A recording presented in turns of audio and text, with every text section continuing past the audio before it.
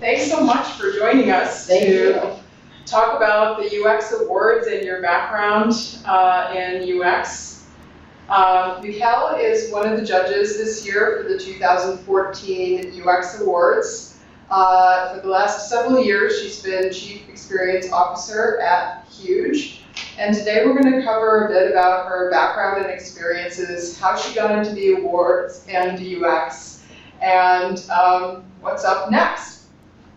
So why don't we just start from the top? Maybe you could tell us a little bit about your background and how you got to where you... Sure. Thanks so much for having me. I'm really excited to be a judge at the awards this year. So I started actually in engineering, in mechanical engineering. Did a master's in mechatronics, which is a mix of robotics, a little bit of computer science, and mechanical engineering with a hair of electrical.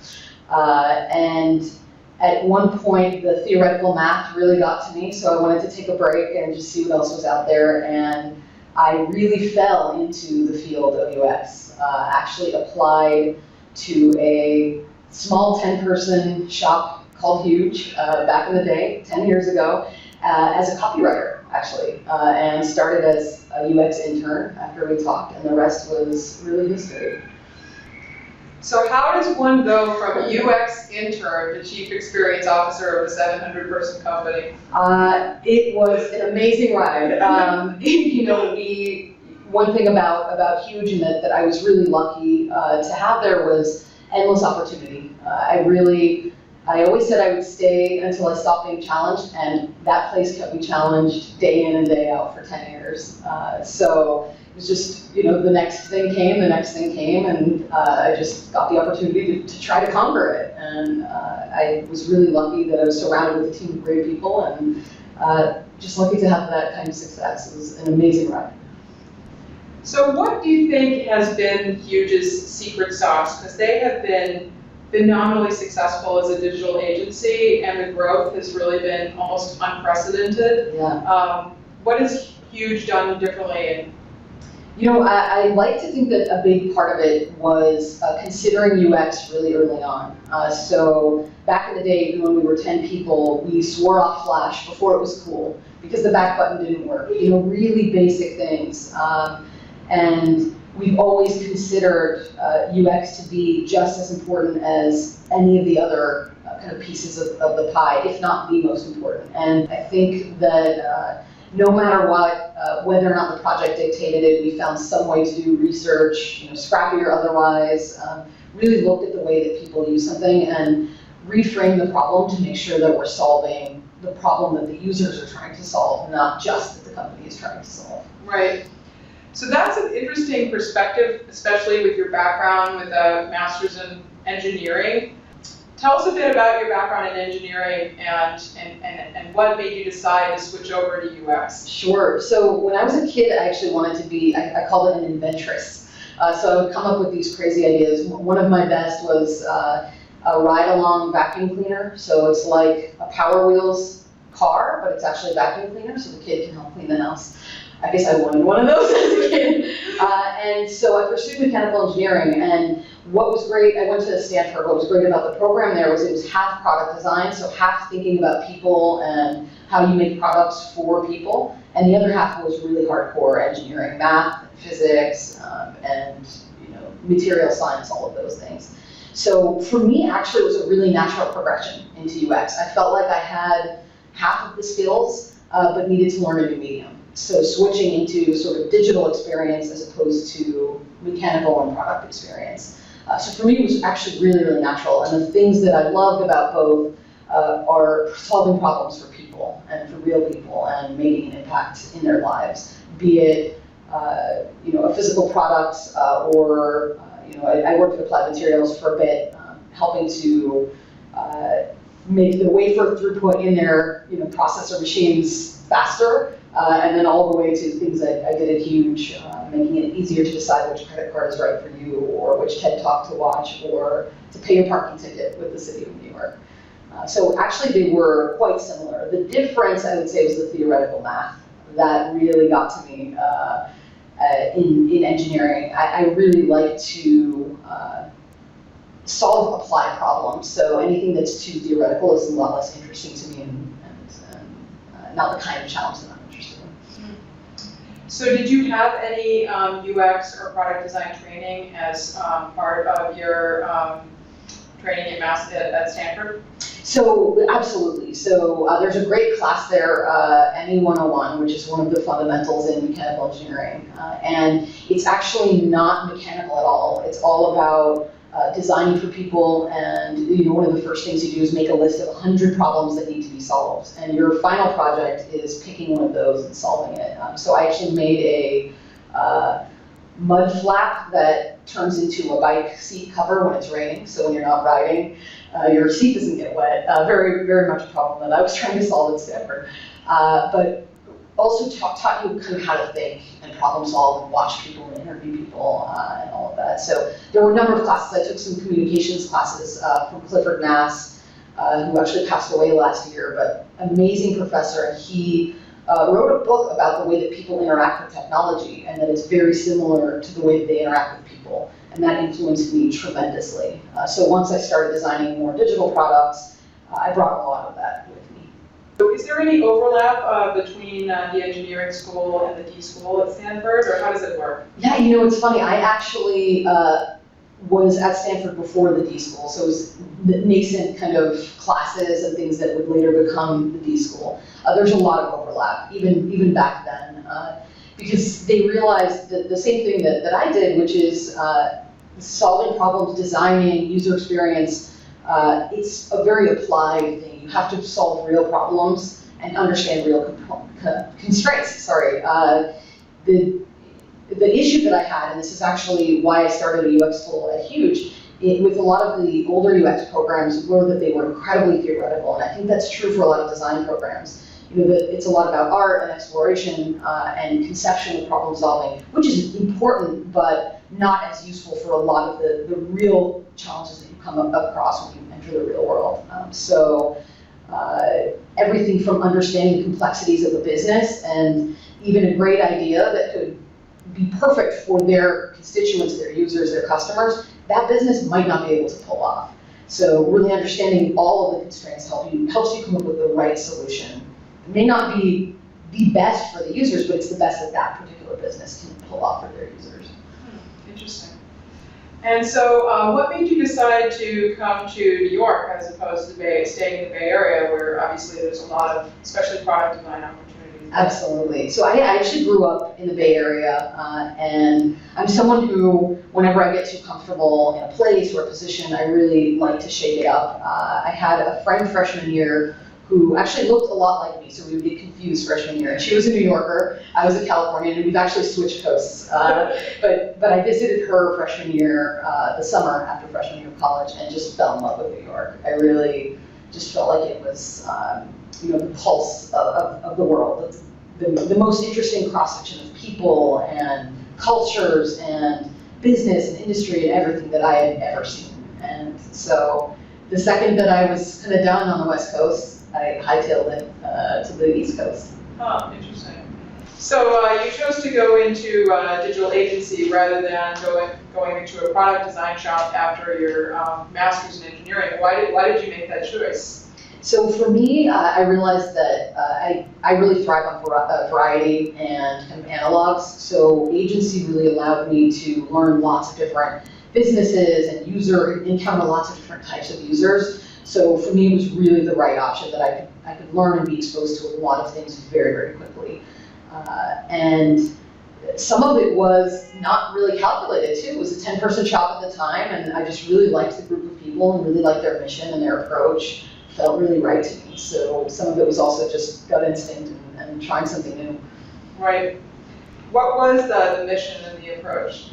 So it was really about deeply understanding the users that any business, at the time one of our first big projects was JetBlue, and we got to do every type of research, but not too much research too. I believe that there's a time and place where you have to start designing and then putting that in front of people.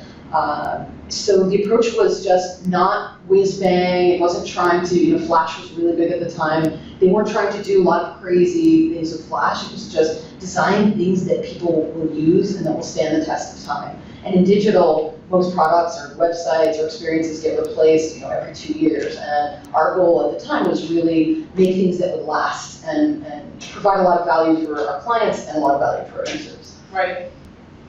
And so describe a little bit what you think the optimal UX process is, especially from an agency standpoint, because that's always a challenge. Absolutely. It's actually the same in general for no matter how you approach it. I think there has to be a sort of discovery process where you really understand all of the constraints that you're up against and all the opportunities. So talking to users, watching them use, if you're redesigning something, watching them use the existing or analogous experiences, understanding, again, the business constraints, technological constraints, are looking at competitors and how they've done it. So really kind of getting the market landscape and getting the experience landscape. And then I really believe even that early on, it's important to start sketching and designing really, really early. Because some of your ideas, sometimes you have to get ideas out there that will never work. And sometimes your very earliest instinct actually turns out to be the right solution at the end. So I think doing those in parallel is really important. And then coming up with, once you've understood that set of constraints, coming up with a vision, or it doesn't have to be a capital V vision, but just what are the things, what's the most important thing or two things that we really need to achieve here. And design to me is all about prioritizing. So from then, it's start with the most important parts of the experience, design those first, test those, and continue to iterate. And the luxury that digital has that you don't always have in physical products as much is that you can get things out to the audience at scale really quickly. And I used to tell clients who didn't want to launch something or do a usability test, in the physical world, you would never launch a bicycle without making prototypes and testing it first and kind of taking baby steps. And the same is true in digital. But you have the luxury to do that even more in digital. And from an agency perspective, the other piece that you have to learn, but again, I would argue is probably true whether you're working in-house or from an agency, but understanding the team that you're going to be working with, what are their dynamics, and there might be some opportunities to solve some of the problems that they're having interpersonally or working as a business across silos that they might not have even acknowledged kind of coming into the process. But very frequently, we ended up breaking down some silos. So for example, we worked with the city of New York, and we knew that they needed eventually, once the site launched for nyc.gov, someone to manage the content. And it turned out that 311 was already doing a great job managing their own content, and so we just sort of married the two together, and now 311 runs a lot of the content on nyc.gov. So you just find those opportunities too, so it's important to realize you're coming in as a consultant, people are more open sometimes to ideas of new ways that they can work together. Right. And how much do you test and how much are your clients open to you doing testing on your products? Because I know that's often a challenge in an agency context. Yeah. People want to deliverabilize and sort of enclose the project in a fixed time frame. So how do you build that in? Yes, it's a really good question. So one of the things that we did very early on at Huge was make research part of our design process, which I absolutely think it needs to be. So we really fought hard for it back in the day. What's interesting is clients now buy into it more. In fact, we've had some extreme on the other end where clients wanted what I would say is too much research and too much validation before they're kind of iterating and getting it out there. The thing that is universal, though, is that research is a part of the design process. It's not an add-in. It's not something that you can just do on the side. It informs the way that you design. And actually, two things that I've talked to clients a lot about are, one is design in the physical world, that you never launch something without creating prototypes and testing it first. And it's can be a very expensive mistake if you don't down the line. But second, as designers, I think it's our responsibility to put the boldest hypothesis we can out there and to really push the industry forward. I used to talk to my team a lot about there used to be a list of links, and somebody took the bold leap to make it a drop-down menu, right? At that time, I'm sure everyone said to him or her, you're crazy, how are people going to find those links? But at some point, it's a more efficient interface, and it became a best practice, right? So I believe that it's our job to test the boldest things we can that make sense for our clients, and learn from where those succeed and fail. And that's how you push a client's business forward, but also really push design as a whole forward. Right. And how does UX as a discipline fit into the different disciplines at Huge? Like, is it a part of the design or creative team, or is it separate, or is it under technology, or how does it work? Sure. So at Huge, it's been fluid over time. So UX used to, it still is kind of a standalone discipline. Now, back in the day, UXers did everything from strategy all the way through QA. And as the agency grew, we were able to parcel off pieces of that process to better experts, in a sense. So content strategy is a great example. That actually started in the UX team and then was spun off to become part of the strategy team. And there's still a lot of marriage between content strategy and UX at Huge. So nowadays, because the strategy offering is really strong and we've built a really diverse offering over time, UX is leaning a little bit more towards design and creative and working on, even in the upfront, they'll do some research and that kind of thing, but start designing pretty early and start prototyping pretty early. So it's leaning more towards the creative side now. I imagine that fluidity will continue, and that's probably different in other organizations. One of the things that's interesting for the awards and just generally is there's quite a lot of sort of confusion around what UX is, and even within the discipline of UX professionals, everyone might answer that question differently. So what's your view on what UX is? For me, it is solving problems to make people's lives better. And I know that's very general, but I'm very comfortable with fluidity in the field. I think it's great that there are researchers and great that there are product designers. I'm a lot less interested in labels and in kind of row process. I'm much more interested in the problems being solved. So for example, I've gotten the question a lot, if I'm starting out in UX, what should I do? To me, it's find a problem to solve and demonstrate how you would solve it and try to solve it. It's that simple. I think getting too caught up in names and nomenclature and really detailed process is a dangerous thing, because at least what we've learned at Huge is digital and the way that people use digital and are interacting in this world is changing so quickly that the minute you have a set process, everything is upended and changes. The advent of mobile, then responsive design, all of these things, and it will continue to change and evolve. So as designers, it's much more important for us to understand what we're fundamentally trying to do, and make sure we stay focused on that. To your point earlier, you can get really caught up in deliverables or in all of these other things, and to me, it's just about solving those problems. What about in the context of who's really responsible for UX? Because in the agency world and in larger companies, you often have UX professionals that are responsible specifically for UX, but then in a smaller product shop or in many other realms, it might be the visual designer or the product lead or even the technologist who's responsible for UX, and they're looking at UX in a sort of macro level as opposed to some of the more detailed elements of what we would consider to be UX process or practice. So what's your perspective there on that? So I have sort of a idealistic perspective on it. I really believe that you cannot unwrap UX from any final delivery. And so the team needs to be responsible for the UX. If anything breaks down, a lot of times we, as an agency, we've launched products and the development was done by someone else. And in the end, let's say that the development didn't go great, that still reflects on the final product. And your end user doesn't differentiate, a dev shop did this and Huge did the UX, so the fact that this bug is bothering me, it doesn't matter to them. It's just, did this thing work for me? Did I have to think too much? Did I get really frustrated? So I'm a bit idealistic there. I think it's really important that everybody understand the baseline of what they're trying to achieve from a UX perspective.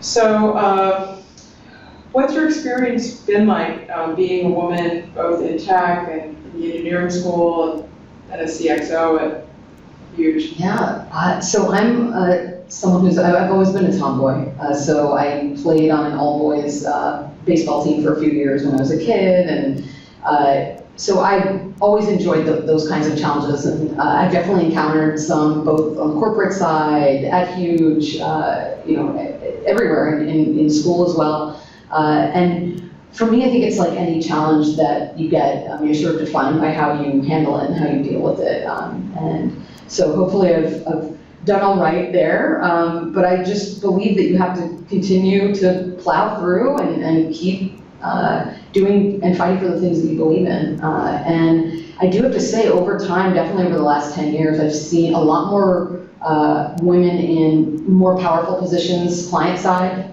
so women running entire business units or even entire organizations. That's been really exciting to see. And the same kind of growth at Huge. And for my friends who stayed more on the product side and mechanical engineering, also their success has been really, really inspiring.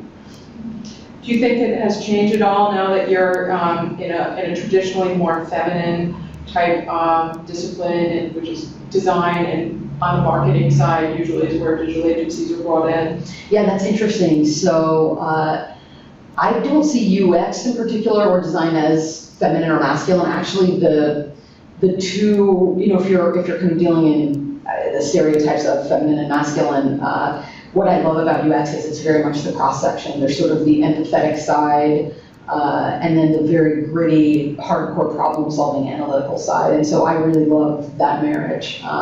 Definitely in marketings traditionally, and where we've been brought in, when I was at Huge, there tended to be more women in general. I have started to see that shift, and I think as marketing becomes more UX focused, which I do believe has already happened and will continue to happen, I think we'll start to see more of a mix going on there. That UX will sort of influence the way that hiring and job progress, et cetera, goes in those organizations.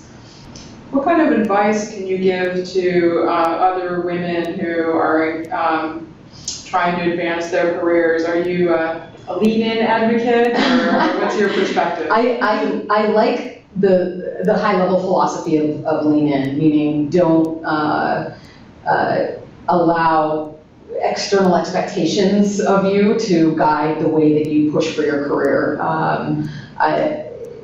Beyond that, I am someone who likes to believe that, again, gender in some cases is a drawback, in some cases it's an advantage, and we're all built, each one of us, to have a unique set of those challenges and kind of advantages. And so I think as individuals, we should just all push ourselves and strive and continue to be the best that we can be, so that those who are coming behind us in the field have people to look up to who are great. And so I'm a big advocate in networking, finding people, understanding that you're never alone, even when you kind of think you might be, or you feel like you're the only one experiencing these things. And one piece of advice that I do give a lot of people is to just believe in themselves, which sounds so trite, but a lot of things in life and career can knock you down, and you just have to dust yourself off and get up again, or hopefully in reverse order. Get up, dust yourself off, and try it again, or find a better set of circumstances where you can be successful. But I do think it's important for people of all types to see, to have people to look up to. I know that there are many men and women that I looked up to and continue to look up to and aspire to be or become in my career, and I think that's super important. Are there any people in particular that you might want to call out that you consider to be some of your mentors or role models? So yes, my wife is one. She is someone who, juxtaposing my life against her, she's really been given the raw end of the stick a lot. I've had a lot of opportunity, and she's someone who has really just pushed through a lot of challenges and really become an amazing person. there are many, I was recently, Oprah is actually an inspiration. Marianne Williamson, I learned a fantastic quote from her that of course I can't quote directly, but that is often been attributed to Nelson Mandela, which is interesting. I'll send it to you later. We can put it on the site. And then many luminaries. I mean, I really love, what's going on and the roots of Google. I think what Larry Page and Sergey Brin built are amazing, even though I don't always agree with the decisions they make. Many other people, definitely Sheryl Sandberg, and that said, I'm watching Marissa Mayer carefully to see what she does too. So it's really mixed. Don Norman, a big, for me since early on, was a big inspiration. I just loved the design of everyday things. That book spoke to me in so many ways. And then also on the improv side for me, which informed a lot of, I did improv both professionally and taught it and opened a school. And so it informed a lot of my life philosophy about collaboration and working with people. Keith Johnstone was a luminary for me on that side of things, as well as Patricia Ryan, who was my mentor at Stanford. Wow, great, wow. I can go on and on. So are there any products that you've seen out there recently, like in the last 6 months to a year, that you think, or websites, anything, app, that you think this is just fantastic, this is amazing UX, genius? All the time. So first I'll start by tooting our own horn. I'm really proud of the work we did with TED.com and NYC.gov. Those are recent launches that I was fortunate enough to be a part of, and I've been really excited about how they've turned out and will continue to evolve. Outside of that, I see things all the time. The August lock, I think, is an interesting concept. It's a lock that is sort of natural user interface, so you can just give friends a digital key and they can walk into the house and it unlocks itself. So both in the physical space and the digital space, so many things. It's hard for me, honestly, to list because I encounter new things every day that I love. Are there any things that you might want to call out that you think are in desperate need of some help? That list is wrong too. Maybe I'll hold off for now, although I have sometimes dreamed of starting a secret blog called UX Curmudgeon, so maybe that'll be one of my new, there's a side of every UXer I think that gets really annoyed when stuff doesn't work. Yeah. The last experience I had that really stuck with me was traveling in airports. I think if you think about the way that the security lines are set up, for example, they have a really good idea of throughput that they're going to have every day in an airport. So some airports are better than others, but I've been in, I can't remember which DC airport I was in. It was a mess, a complete mess, and it's as if it was the first time they ever had guests, in the airport, and the lines are confusing, and what you have to take off and put on, completely confusing. So that is an area of experience that I think, they know exactly how many people are coming at what time each day. Right. Why is that still broken? I don't know. That's a big one that I would love to fix. I was impressed by the DC Metro. I don't know if you've ever seen that interface, but I was thinking this is something that, if there ever was like something that was ripe for an overhaul for a user experience, it was the Metro in DC is like very confusing experience. Interesting. Yes, I think what we're going to start to see, so I haven't encountered that one lately. Even the New York one is okay. It's fast, if you can know what you're doing. But I think we'll start to see lack of interface start to really be the next generation of things. So just by doing something early on your phone, I'll be able to walk through the turnstile, if it will still exist, in the MTA, the subway here in New York. And there are some companies like Breakfast actually here in Dumbo that are doing really interesting things around just non-interfaces and products that are smart enough to know who you are right away and serve you better because of that. Great. So getting to the UX Awards, which are coming up, what should people be doing or focusing on for their submissions? Like, how will you be evaluating? I'm really excited for this, both because I've submitted for a lot of awards and I've judged some competitions. So I am always looking for telling a good story of the problem that you were trying to solve and how you went about solving it. And again, it's sort of that simple. I think sometimes people underestimate the value in a good submission and telling a good story, leaving out things that don't matter. So I definitely will be judging also kind of the meta UX, because I expect that the way you submit and the submission that you give should be strong. And then the actual problem that you chose to solve and the solution that you came up with. And I don't always look for, definitely looking for metrics and hard success metrics, but also what elegant ideas did you come up with that were workarounds that maybe, when you initially started to solve the problem weren't so clear. So all of those types of things. And just at the end of the day, how much better was the user experience before and after you interacted with it? Right, absolutely. We've been going around giving talks in different cities about what makes a good UX case study, not just for the awards, but just generally for any UX portfolio. And we've been really focusing on making sure that people approach it as any other narrative where they talk through in a problem solution format how they defined the problem and then how they solved it, not just going into a pure product demo. Yes. Because otherwise, how can you evaluate the process and the approach? Yes. When I was interviewing a lot, recruiting a lot at Huge, which is a similar thing, sort of how do you present yourself when you haven't met someone yet? I was really shocked that sometimes people would send me a file of, a Dropbox of 100 files. And I was meant, as the person recruiting to look through 100 files with no rhyme or reason and make sense of who you are as a designer, which is really surprising. So the same is true when you're submitting for an award. You really have to think about the experience of that person who's going to be receiving your submission and make it simple and easy. And that problem statement should be quite simple. The solution also describe it in a succinct way. Make that a pleasurable experience for the reviewer.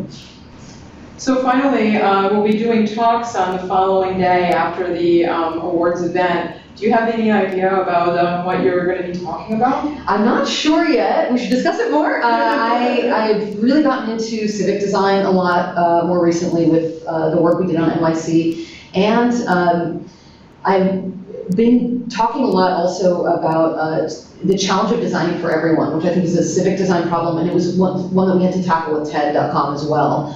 So there are a lot of times, and it's really an advantage, I think, when you get to design something for a specific audience and you can learn that audience really, really well, and let's say they're really digitally savvy, you can make some assumptions and shortcuts that work for them. But when you're designing for a global audience or a city of 8 million people, where you have everything from people who interact with the internet every single day on multiple devices to families of 8 whose sole home computer is one smartphone.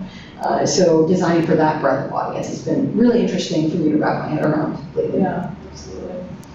Are there any other things you'd like to talk about or mention? No, I'm just really excited to see the submissions. I love, love, love looking at work and projects and hearing the story behind each thing. So I'm just really excited to see the submissions and see what people have been up to. Fantastic. Well, for your time, I wanted to make sure that we could give you a little bit of a gift. It's not much, but it is a UX Awards bag. Very cool. It's only a few of these AIP. Thank you so much. Great. Well, thanks for joining us, and we're thrilled to have you as one of the judges this year. I'm thrilled to be here. I'm really looking forward to seeing it all unfold. Thank you. Awesome.